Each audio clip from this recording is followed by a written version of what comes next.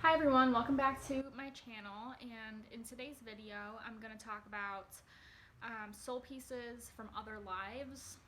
So these are soul pieces that you lost in other lives that still, you can still retrieve to become more whole because they're still a part of you.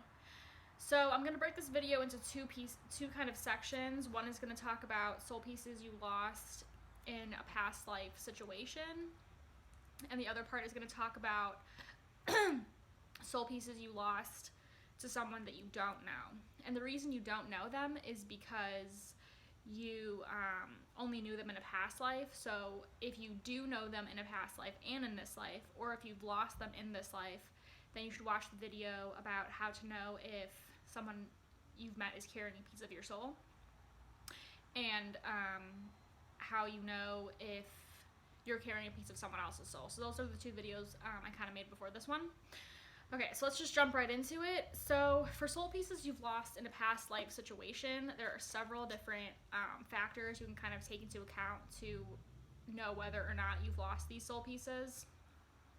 So one thing is if you're drawn to a particularly traumatic situation, like maybe you read about like children getting taken from their mothers and that like really triggers you and makes you really upset, or you feel like connected to it somehow, or maybe you feel really connected to like a time period, like maybe ancient Egypt, for example. Like a time period I felt connected to was ancient Egypt because a soul piece of mine had left in that life because my parents sold me into slavery. So this is something that my soul remembered, and while I may not remember it consciously in this life, I can feel drawn to that time period and wonder, I wonder if there's like a soul piece that was left there. So you can feel very drawn to a particular time period in history, or you can feel drawn to a particular situation, even if you haven't experienced that situation in this life. So the other kind of aspect to this is if someone you don't know is carrying a soul piece. So you haven't met them, you don't know them. For all you know, they could be dead, and if they are dead, you can get the pieces back if they're earthbound, which most sort of evil people do become earthbound. If they are on the other side, so they've crossed over after death, then you would get the pieces back on the other side, so you don't need to worry about that. So they're either here in a body, they're earthbound, meaning they're a ghost, or they're on the other side, meaning that you wouldn't have to worry about those pieces until you get back to the other side. So if it's someone that you don't know, there are certain things I found that kind of alert you to the situation, that your soul is trying to let you know that there's someone you don't know in the third dimension, either as a ghost or as a human, that has a piece of your soul.